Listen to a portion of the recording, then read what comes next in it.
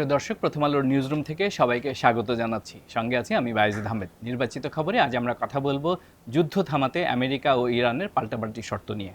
আর এই বিষয়ে আলোচনার জন্য আমার সঙ্গে আছেন প্রথম আলোর অনলাইনে ডেপুটি হেড মনিরুল ইসলাম। মনিরুল ইসলাম, আপনাকে স্বাগত জানাচ্ছি। আপনাকে ধন্যবাদ। আপনি নিজেই আজকে রিপোর্ট করেছেন এ নিয়ে। সরাসরি যদি জানতে চাই, আমেরিকার যে 15টি শর্ত আর ওদিকে ইরানের 5টি শর্ত, কি আছে তাতে? আচ্ছা, আমেরিকার যে 15টি শর্তের কথা আমরা বলছি, যেটা আমরা আন্তর্জাতিক সংবাদ মাধ্যমগুলোতে জানতে পেরেছি, সেটা সবগুলো শর্ত আসলে আমরা এখানে প্রকাশ করা হয়নি, প্রকাশ্য হয়নি এখনো যে কি শর্তগুলো দিয়েছে। এর মধ্যে সবচেয়ে গুরুত্বপূর্ণ যেটা আছে সেটা হরমুজ প্রণালী উন্মুক্ত করে দিতে হবে, এটা আমরা জানতে পেরেছি। হরমুজ প্রণালীটা হচ্ছে কি সবার জন্য উন্মুক্ত করে দিতে হবে, যেটা ট্রাম্প আগে থেকে চেয়ে আসছিলেন। আর দ্বিতীয়ত হচ্ছে কি ইরানকে তার পরমাণু কর্মসূচি বন্ধ করতে হবে। আচ্ছা, এই দুটোর কথাই হচ্ছে কি বেশি আলোচনায় আসছে, এবং তার ইউরেনিয়াম যতটুকু সমৃদ্ধ করেছেন সেগুলো তাকে হস্তান্তর করতে হবে। জাস্ট হয়তো বা আইএই এর কাছে সেটা স্পষ্ট নেই। তো এর বাইরে যেটা বলা হচ্ছে যে ইরানের কাছে, যে ইরানের সঙ্গে যে গত বছর যে আলোচনাটা হয়েছিল জেনেভায়, যে আলোচনার মধ্যে দিয়ে যুদ্ধটা শুরু হলো, সেই আলোচনায় যা যা বিষয়গুলোকে ইরানকে বাধ্যবাধকতা আরোপের কথা ছিল, সেই বিষয়গুলো নিয়ে হচ্ছে আবার নতুন করে আসছে। কোনোটার মধ্যে সেগুলো আছে, এগুলোর মধ্যে থাকতে পারে হয়তো ক্ষেপণাস্ত্র। ইরানকে হচ্ছে গিয়ে আশেপাশের দেশগুলো যে প্রক্সি ওয়ার চালাচ্ছে বলা হয়, যেটা ইরান চালাচ্ছিল ইরানের হয়ে, তাদেরকে সমর্থন দান বন্ধ, সন্ত্রাসবাদে অর্থায়ন যোগান বন্ধ, এই বিষয়গুলো মোটামুটি মোটা দাগে বলা যায় এই বিষয়গুলো আছে। আর একদিকে আলোচনা, অন্যদিকে পাল্টাপাল্টি হামলা কিন্তু চলছে। হ্যাঁ, হামলা চলছে। এবং একটি প্রশ্ন এসেছে যে যদি দুটি দেশ যুদ্ধ বন্ধে আন্তরিকই হয়, তাহলে হামলাটা কেন চালাচ্ছে?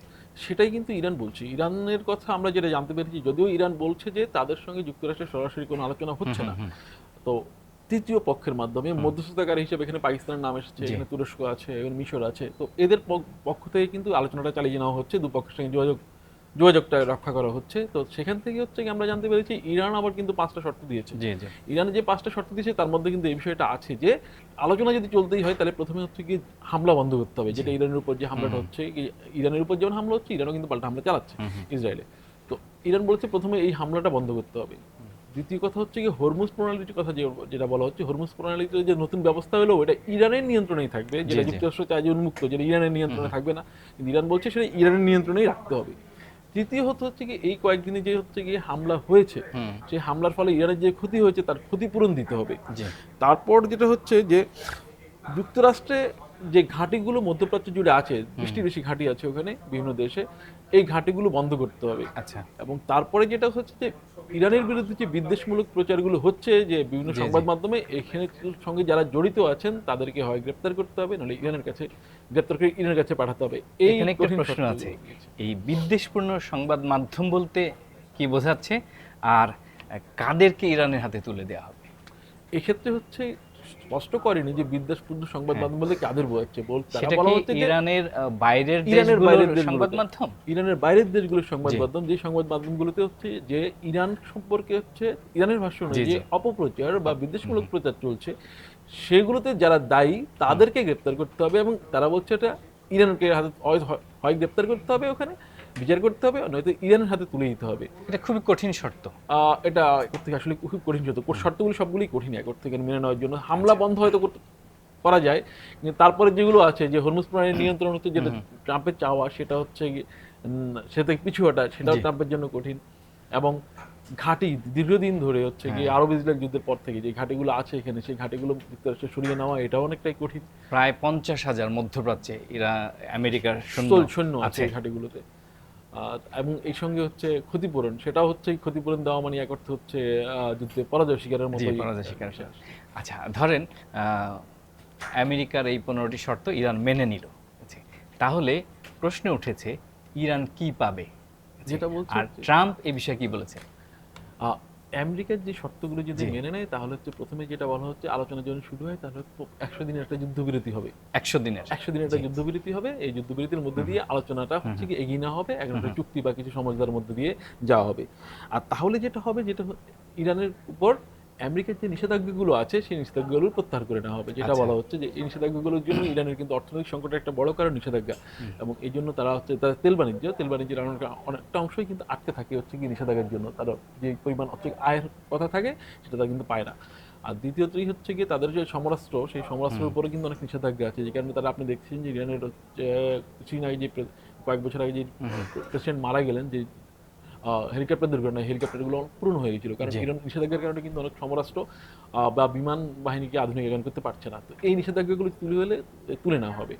আরেকটা কথা যেটা বলা হচ্ছে যে ইরানের একটা যে পারমাণবিক জ্বালানি কেন্দ্র আছে যে বুশেহরে, ওটা হচ্ছে ইরান বলছে যে হচ্ছে গিয়ে ওটা হচ্ছে গিয়ে অস্ত্র তৈরির জন্য না, বিদ্যুৎ উৎপাদনের জন্য। তো এক্ষেত্রে হচ্ছে গিয়ে সহযোগিতা করবে। এই দুইটার বিষয়টা আমেরিকার পক্ষ থেকে হচ্ছে গিয়ে বলা হচ্ছে, মানে আলোচনায় আছে যে এই সব প্রস্তুতিগুলি আমেরিকা দিচ্ছে। ট্র্যাডিশন হচ্ছে যে যুদ্ধরত দুটি দেশ বা একাধিক দেশের মধ্যে মধ্যস্থতাকারীর ভূমিকায় প্রথমেই এগিয়ে আসে হচ্ছে জাতিসংঘ।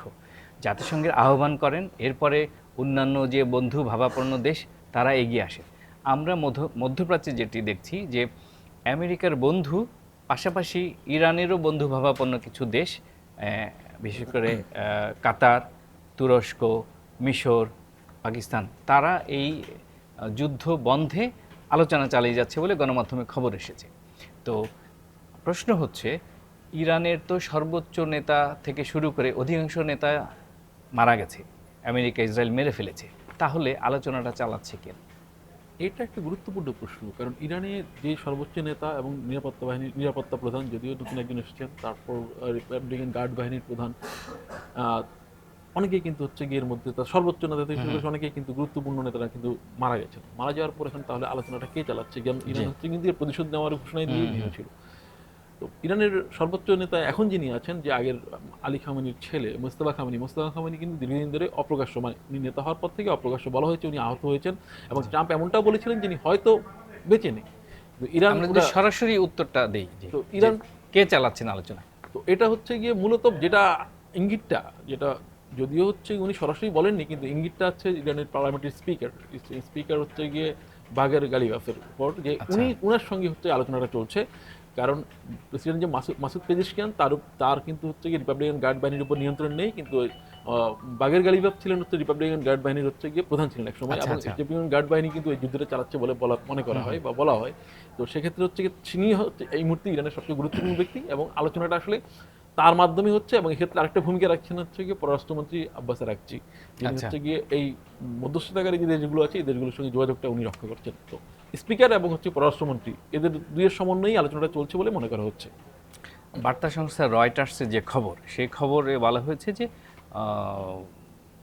যুদ্ধ বন্ধে ট্রাম্প কথা বলেছেন গণমাধ্যমের সঙ্গে।